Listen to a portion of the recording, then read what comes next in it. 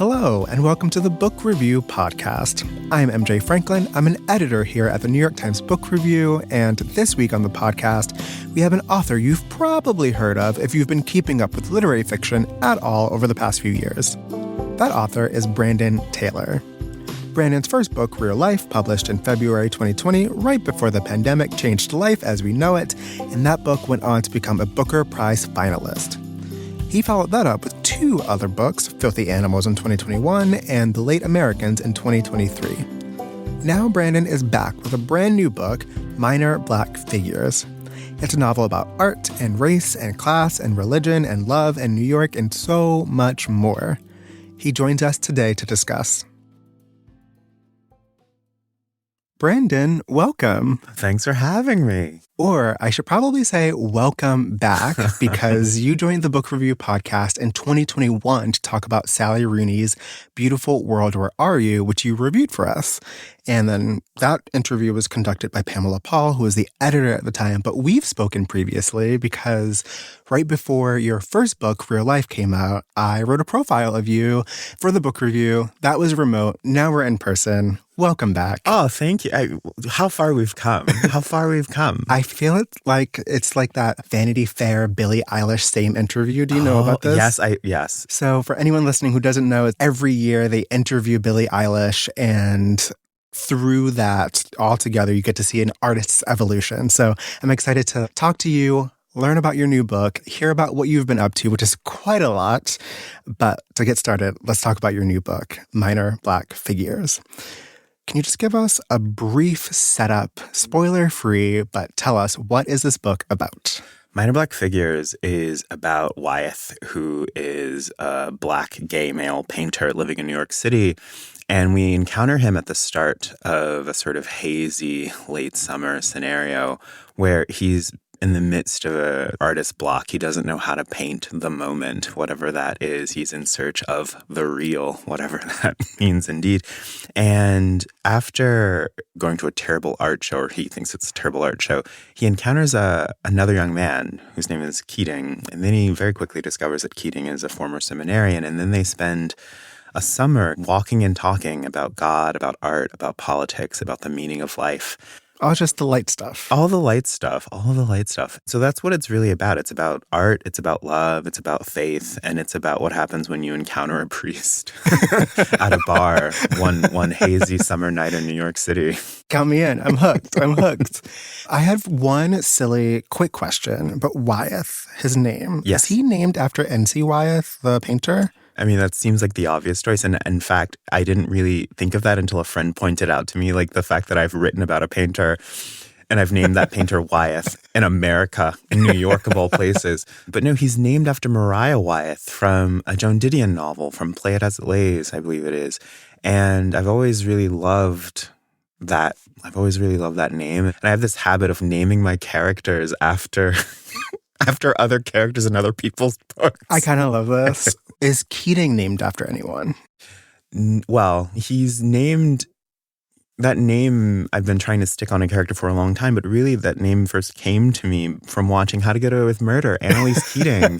It's one of my favorite characters, and I just love that name. I'm going to slap that name on. It's a great name. Even in my first book, Wallace is named, people thought it was like Wallace Stegner, but it was in fact Wallace named after a character in Anne Patchett's Commonwealth. So I just have this terrible sickness of loving female characters. What is it that like Lady Gaga says where it's not afraid to reference or be referenced? Is that Lady Gaga? Yes, I love that. Yeah, that's me. That's me out here riffing, referencing.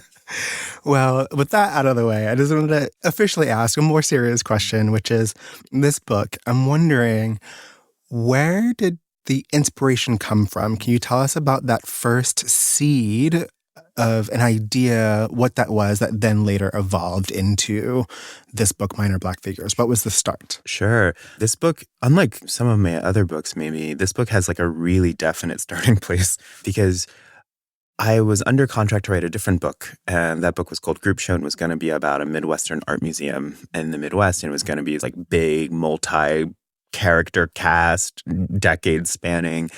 And I kept writing 137 pages of that book and throwing it away over like a period of 5 years. Wow. I even got a fellowship at the New York Public Library to research that book and to work on it. And after a period of about like 5 years, I was just like really stuck. I had 137 pages again, and I was getting on a plane to go teach in Paris in summer of 2023. And I was like, I cannot rewrite this book one more time. And so I sent the 137 pages to my editor. And I said, I'm getting on a plane. I won't have Wi-Fi for 8 hours. Can you read this and tell me if it's good or bad, just so that I know? And by the time I'd landed in Paris, my editor had written me a really long, really beautiful email that essentially was like, you've never written better. The writing is so good. I love this book. I love it so much. And that was like super clarifying for me because it revealed to me that like the reason I wasn't able to keep going with the book was because I just didn't want to write it anymore. Interesting. So I threw it out. So you get this letter that says, this is great. Yeah. And you're like, it's got to go. Yeah. Well, I was just like, I don't want to write this book anymore. And I threw it out and did my teaching. And then at the end of that period, I thought, okay, I'm going to check into a hotel and I'm going to book it for 3 weeks. And by the end of that 3 weeks, I want to have the next thing going. I was like, what am I interested in? And I thought I'd written a couple books that were kind of severe and I wanted to describe things again. And I wanted to write about light and I wanted to write about a priest. And I thought, what's going to let me do that? And I thought painters. If I write a painter, I'll get to describe stuff just in the sort of natural course of things. And so I sat in that hotel, and by the time I'd left, I'd written the first 100 pages of the book. What an origin story. That's kind of incredible. I mean, utter insanity. It's, oh, thank you so much for saying that I've written like 137 of the best pages I've ever written. I don't want to do this anymore. I'm going to like and I told my editor, I was like, I'm going to throw this away. And he said, leap, I'll catch you. And I'm really thankful for that because an editor is not often going to be like, no, this is so good. Yeah. No. But he was like, go for it. I got your back. And so then making Wyeth a painter was a way to get to write and describe. But then also, when we see it in this book, the art world itself is so robust and rich and full and varied. Can you talk to me a little bit about your deep dive into the art world and how you brought that to the page? Yeah, I was always so interested in like art world parties because it's often like an easy target for like caricature in film and TV when they want to show, oh, someone's an elite or whatever. They'll have them go to like a gallery show. There's that sort of Sex and the City reboot and Just Like That, which sort of makes so much of Charlotte's involvement in the art world. And so those are my favorite scenes, honestly. They're like so dishy. And I myself have found myself going to a lot of gallery parties just living in New York. Your friend texts you, hey, do you want to go to this? And you, in fact, do because it's Thursday and there's nothing else to do. But I thought, okay, there's that part of it. But I also want to dig deeper here and just figure out what are people thinking and feeling when they leave the party and when they go home. And so I went to the past. I read this really wonderful book called Fierce Ambition by Alexander Nemiroff. It's a biography of Helen Frankenthaler.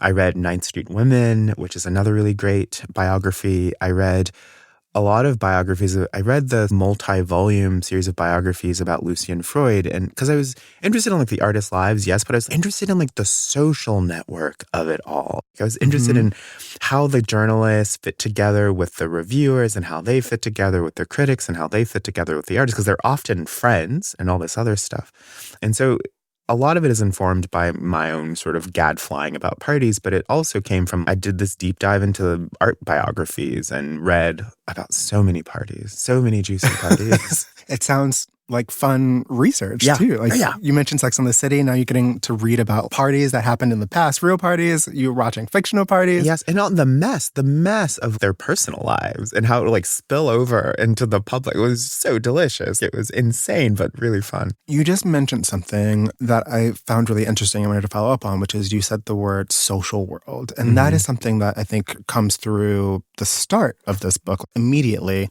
And I want to read, I guess, from the first chapter. Is it always weird to hear someone read back to you? I'm looking forward to it, actually. You write, that summer they threw bombs and made signs for peace. They went into the streets and the parks and the squares, the same as they had done 2 years before and 3 years before that and 6 years before that and 3 years before that, which of course meant that they had never really left the streets and the parks and the squares in the first place. There was a president in Washington and 9 Supreme Court justices.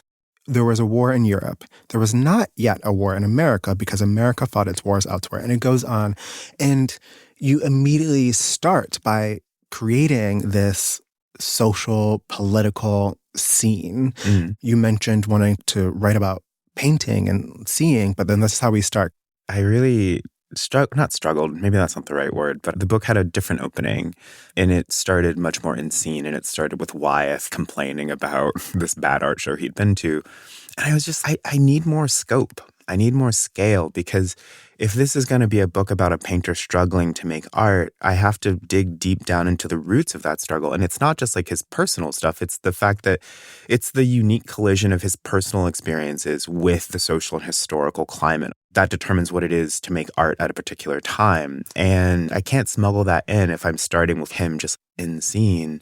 And I wanted it to also reflect what it is to like try to take stock of your time and your era. And how can I do that if the book isn't also willing to admit those things into itself? So I went back and I rewrote the opening with this grander, almost Dickensian sweep, because that is what Wyeth is trying to capture. He's trying to capture the moment. And so he's going to be looking at the moment. And if the book is a record of all that he sees and feels and experiences and what he thinks of it, then I've got to show the reader that as well. If you want to show someone swimming, you have to create the water. Yes. And precisely. That's so good. You mentioned sweep, and you do get that sense of, here's the scene overall. And almost, I feel like, I'm not in film at all, but I feel like you could see the camera zoom down. Here's the scene, and it zooms into Wyeth. And for the purposes of this conversation, I would like to also zoom into Wyeth. Can you tell us a little bit more about this character? Who is he?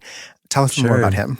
Yeah, Sir Wyeth is Black, biracial, but for his purposes, he is Black. And he grew up in Virginia, and he's always wanted to be an artist, but he's always also felt estranged from basically everyone around him. And he goes to art school at a really pivotal time in American history. He goes to art school around the murder of Tamir Rice. And so that is the formative social backdrop of his aesthetic education. And almost from the very beginning, he feels this clash between his aesthetics and the political valences that are being projected onto his work by his peers, white and Black. And so he's never felt quite sure about what to do, how to resolve this tension between the aesthetic and the political. Many such cases, so many such cases. And so now he's molted into adulthood. He's out of grad school. He's firmly living in the world, and he is in search of meaning, but he isn't sure that meaning exists in the world anymore. And he isn't sure that he wants the things that he wants for the right reasons. And so he's always turning them over and inspecting his ambitions and his motivations in this sometimes endlessly recursive, self-defeating spiral. I found Wyeth to be so smart and searching and hurt and messy and determined. He felt so full as a character. You mentioned at the start that you wanted to write about painting and seeing and priests, and yet you just described Wyeth. You mentioned all of these very deep existential ideas. When I think about what the book is about at its simplest level, to me it is about two people with a vocation trying to figure out what it means to have a vocation in a world that seems so evacuated of meaning and structure. And can you pursue a vocation in a world like the one we have now? Is it possible to sell out in a world that is already bought and sold by the sort of various powers that be?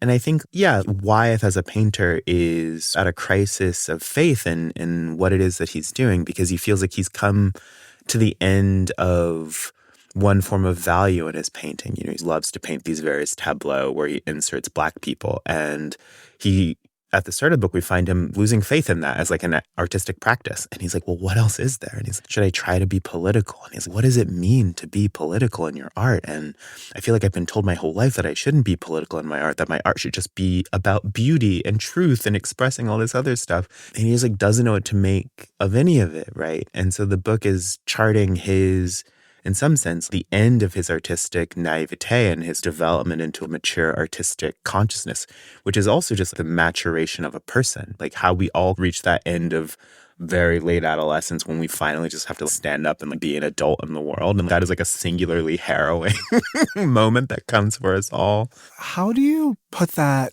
in a novel. This is so conceptual. Yeah. And again, I said the word existential before, I say it again, existential. And yet, this is a novel. And we have a story, and we have this character, and we have their own journey.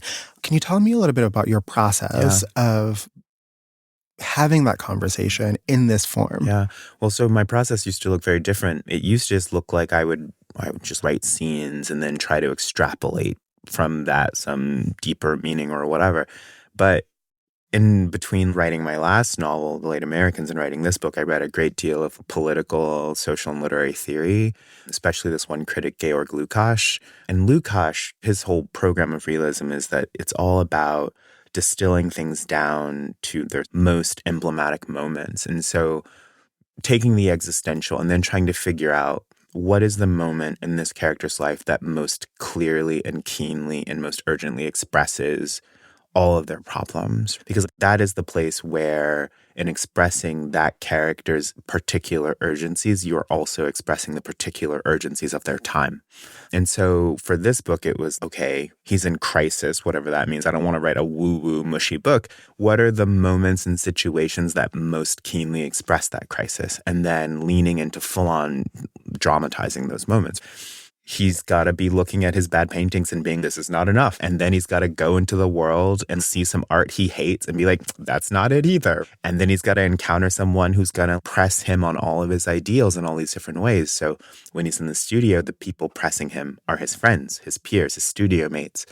Well, he's not always in the studio, right? He's got this other job as an art restorer. And so those people will press him from one angle. And then he meets this guy who he maybe feels something really intense for. And that's going to be a different set of questions. I guess I was trying to just demonstrate how the social process works its way out through our relationships. Because ultimately, to me, a novel is about relationships. And you just mentioned he has this relationship with someone else. He meets this guy. And I want to pivot to talk about him, Keating.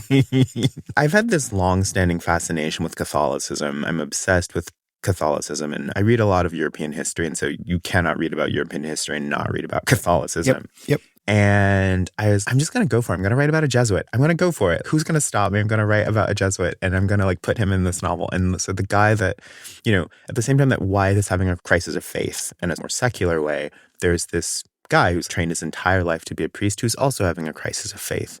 And they meet and they intersect in the city at this very particular moment in time, and they pressurize each other in these really interesting ways. But writing Keating was just an excuse to, write my own version of a Nora Ephron movie, maybe. I love romance novels and I love romantic comedies, and I'd always wanted to write one. And I thought, this is going to be my chance to write my favorite genre of story where people walk and talk themselves into love, where they talk about all the sort of heady questions while giving each other a little bit of a hard time and come to know each other better through their riffing and their banter. And in knowing each other better, aren't totally turned off by what they see. And I think the romantic comedy is the ultimate optimistic art form, because it posits that two people who come to know each other won't be turned off or repulsed and will in fact want greater intimacy. And I think that is the most optimistic statement about the human condition that we have. That's wild. And it's the opposite, I think, of all my other books. And so when writing this, I'm going to get to write two people walking around New York City and talking and falling in love. What is not to And so whenever I was deep in an edit or deep in a revision, struggling, I was like, this is your Nora Ephron moment. Find the bliss, find the joy in it. I kind of love this because I feel like the Keating and Wyeth relationship just did feel so fun. You mentioned they're walking around and talking, but they're also having these deep philosophical conversations over so many cigarettes, and then they're making out. And then they're talking about religion and art. And then they're smoking again. And they're making out again. And then they go away. And then they're thinking about each other. And then they come back. And what I loved about that relationship, in addition to it just being very fun to read, is that it added this other texture to this book, where this book is so cerebral and they have such a physical chemistry in addition to that cerebral and spiritual bond. Yeah. I'm so glad that you feel that way, because certainly in my own life, some of the most intense relationships that I've had, romantic or platonic, have come about because I've had one of those all-night first conversations with someone where you're just talking about everything under the sun and you're turning over all the rocks and you're like, oh my gosh, that's so funny. You're so funny. I love this. I can't get enough of this. I want to talk to you again and again and again. And so to me, I guess that's one of the things I wanted to write into the book, was just this sense of falling for someone because of their ideas, because of what they have to say, but at the same time it is physical, but that the two often go together. They often feed each other, and that an initial physical spark is sometimes deepened when you discover, oh, this person knows so much about French lit, or like this person knows like when you find out there's weird stuff, oh, this person knows so much about this random corner of the world, and I love that. Yeah, like, tell me more. They know so much about French lit, and that is so attractive. Yeah, oh Why? my gosh. Or the How? wrist. Oh, your wrist is so, yeah. What were you thinking about as you were balancing those two approaches and those two tones in the novel? I guess you mentioned you wanted to write a light book, but then Wyeth is really grappling with pain and a lot of heavy stuff too. And I think I was just in pursuit of what Lukács, borrowing from Hegel, calls the totality. And I wanted to symbol a totality of a life, which is to say that I felt that in order to tell the truth with the book, it had to have joking around with his friend Bernard and them riffing on Jane Eyre and the trope of the tragic mulatto. At the same time, it had to have these deep dives on Sargent, and it had to have this methodical researching process. He goes in search of a lost artist as well. And it had to have that. And it had to have the melancholy over watching his mother's burgeoning mommy blogger fame. The details of her story are very amusing and painful. Painful, but I will say that I did delight in getting to think of this woman anyway. It also had to have this love story at the center of it, right? And that it had to have all of that. And I think in some ways the book was me assembling various things that I found a great deal in pleasure in contemplating, like French cinema and painting and light changing on a wall and methodical processes of like art restoration. But all of my delight in it, that doesn't mean anything if it doesn't cohere into the life, right? And so the hardest part was just looking for all of the places where the seams could come together in a way that felt true and authentic, and letting the book meander and find its own shape. Because otherwise it's going to feel like quite forced if I'm gluing this disquisition on Sargent on top of a long thing about lithography or whatever. We'll be right back.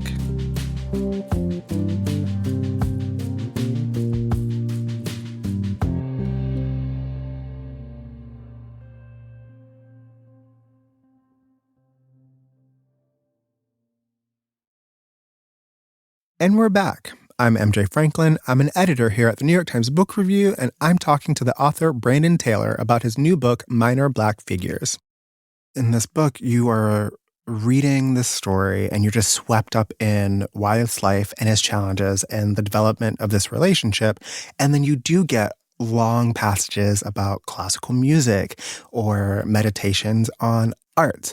And what I really appreciated is that it felt like this was a book that really respected the reader, that didn't hold the reader's hands as it introduced them to a variety of interesting, thoughtful topics and interesting meditations on art. And I feel that something about that just felt very refreshing, just to feel that respect radiating through the pages. And yet I feel like that also, in a way, is a type of bravery of saying, will the reader follow me down this path? I agree that it is a faith in the reader, and it is a faith in the novel as a form. I think we're in a moment where everyone has an opinion about the contemporary novel and what ails it and what plagues it, and we're always complaining about it being made ever sleeker and ever more efficient and ever more cinematic. But at the same time, the novel is dead. Fiction is over. If it's dead, why are we still complaining about it? Like everyone has a thought about, well, the contemporary novel can't do anymore. Okay, maybe. But when you read Dickens, when you read Zola, when you read Flaubert, when you read George Eliot, when you read Jane Austen, like, don't you want to try that stuff? Like, when you look at the 19th century novel, it's so much more varied and so much more alive and so much stranger than I think people remember. And I was reading a lot of Zola right around the time that I was getting ready to write this. And I thought, I'm just gonna remind myself and readers of all that a novel can be and what it can do. And there were moments where my agent, like with the opening, my agent was like, maybe we make it more efficient. Maybe we get in scene sooner. The line, I think I've written about this elsewhere, but the line I told her was, well, it is a novel. The reader should have to read it.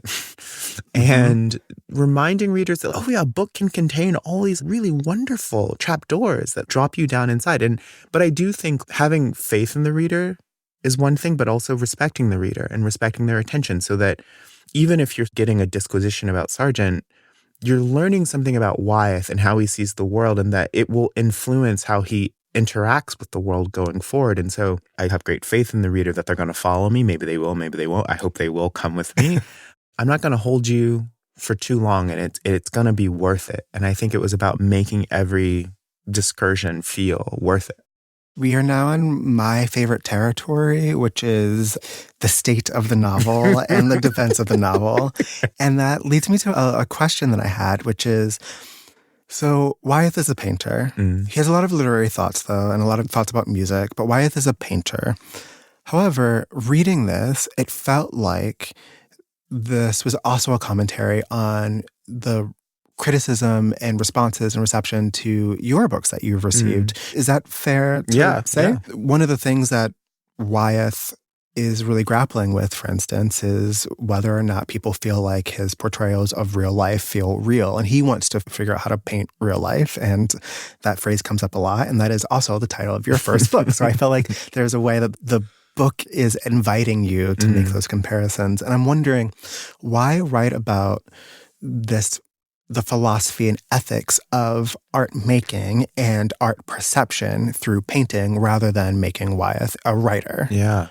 First of all, it was just, I wanted to write about a painter. I'd written some books that were very severe, and I allowed myself a very minimal descriptive budget. What's going to let me execute the most description? I just need to describe stuff. Because again, I've been reading these 19th century novels, which are full of description. And I was like, in order to smuggle that in, you need a reason. I was like, a painter would give me a great pretext for it. But I also think the reason that it's painting and not prose is like a similar reason that it's painting instead of photography. I mean, there's some photography in the book, but there's something about painting which feels very close to prose literature, which is that it can never give an exact replica of life. And so at the same time, it's not trying to do that. It's only ever offering a sort of very subjective view of the world. And those resonances feel so dear to me as a thinker and as an artist. And so for that reason, as well as my sort of venal desire to write about the materiality of painting, but it also just feels like any Black artist making art today, no matter the medium or the form, is confronted with a set of difficulties in that our work is measured against some sort of external perception of what real Black life is. And so even if you're a fantasist, they're reading it for the commentary on Black life, even if you yourself have no commentary to make therein. And that tension feels alive no matter the genre or the form. And so I think part of the reason it's painting is that it was the most expedient because it let me describe stuff, and also I still get to pursue these questions which are so active in my own life in a way. And can we dig into some of those questions? And specifically, I want to pose the dilemma that and frustration that Wyeth has as it appears in the book, which is Wyeth wants to paint beautiful, lush scenes of people wearing sweaters, fraught relationships, considering things. And he is painting stills from movies. And he swapped the white figures from those stills with Black figures. That's one thing that he's doing. But one of his frustrations is that he could paint anything and people will feel differently about it because not of what's in the painting, but who he is as a painter, which is to say a Black painter. And there's a really rich conversation in the book with that. Wyeth has a series of ideas. Other characters talk to him about it, challenge him on that. Can you talk to me a little bit about just that conversation as it appears in the book, about race, about perception? We talked about the ethics of art making, but also about the ethics of perceiving art too. This is a great example of the thing we were talking about earlier, which is like, how do you put it in a novel, right? Because these are ideas that I've wrestled with, that I've grappled with for a long, long time. Yeah, I could put it in a book where he's just sitting moodily thinking about what it means to be a Black artist. Yeah, but nobody wants to read that. Yeah, we need to make this readable and interesting. Yeah, well, also, that's an idea that lives in isolation from the world. And that might make an interesting philosophical treatise, but how does it intersect with this guy's life? Also, how does it arrive out of his lived experience? And so the best way to do it is just have him argue about it with other people. And so he, as you say, he talks about it with a lot of people. And it also felt important to me that to put into conversation, because I can have an idea about why people project various things onto my art. And I can walk around thinking that that is a correct idea about that. But the minute it's in conversation, it is then in conversation with someone else's ideas and someone else's perceptions. And it is therefore challenged by those alternative reads. And it forces me to rethink sometimes my own motivations for thinking that. And so it felt important also just to offer a variety of takes on the idea of what it means to be a Black artist and how is Black art evaluated, how is Black art judged, how is it perceived even in the world, because the way that I feel about it isn't the way that this Black artist feels or that Black artist feels. And so it would have felt false to write a book about this character lamenting the perception of Black art if the text itself didn't admit that this is just one perspective. I can't say this is a book about him yearning for his subjectivity if I don't do a great job of showing these external limitations of that subjectivity, because then it's universal. And so you've got to put it in a context. And like the easiest way is just to have them argue about it, which I love. I love an argument. That distills what's happening in this book, which is big, philosophical, lofty conversations. Let's have people argue. Yeah. Let's talk about art. Let's have a painter. Let's talk about fraught relationships with a hot priest. Yes. Well, I could ask you questions about this novel all day, but I have a few panned out questions I want to make sure to get to. I want to pivot and talk to you about just writing in your career at large. We alluded to it earlier, but you are up to so much. You are an author. You are a professor. You are a critic, and you've written for places including The New Yorker, The New York Times Book Review. We mentioned the Sally Rooney Review. You are an acquiring editor. You have a very popular Substack. You're doing so much, and I feel because of that, you have a very unique vantage point on the literary world and the books industry. And I just wanted to ask about that. And I guess to start, I was wondering, have any of those other jobs impacted your writing, or are they just completely separate for you? Well, I think definitely my criticism that I write, because it means that I'm reading a lot and I'm reading a lot of criticism, and I'm trying to, before I offer an opinion about a book, I want to be versed in its themes and its ideas and its ideologies and its tradition. So that involves a lot of background reading, and that has come in like a big way. Most obviously is the case of this piece I wrote for the LRB about Émile Zola's Rougon-Macquart, which is this 20-novel cycle. And so I had to read 20 Zola novels. Casual. And when you read that much of an author, he does leach into the groundwater. And so reading this book back, there's so much Zola. His fingerprints are all over it. And so it's like a really obvious case. Teaching also influences my thinking. The teaching sometimes leads to criticism. I will notice a thing in my students' work and I'll try to figure out, why is it like that? And that will lead to criticism. And sometimes the criticism leads to quirks in my own writing. And so it is a wild ecosystem. One thing that I noticed and really appreciated is, I think it was for Book Forum, you reviewed Intermezzo. And in the middle of that review, you mentioned that in books by European authors, they have friends, the main characters, and there's a social world. And in books by American authors, they do not.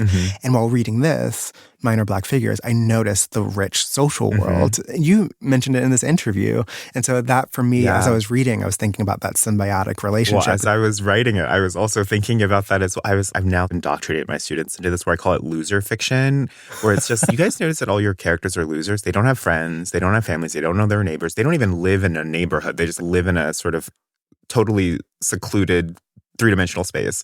And now they've started giving their characters friends again. So friends are coming back. Friends are back, 2025. Yeah, I know. I mean, but it was wild to see, because I'd read Intermezzo and I'd read all these other books by Irish and European authors. And, this person's afraid of their neighbor finding out this thing about them. When was the last time I read an American novel with a neighbor in it?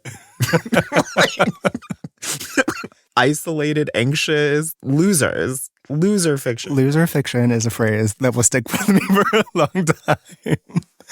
I guess going off of that, what else are you, now I'm just like picking your brain, but what else are you noticing in books these days? What excites you? What are you seeing?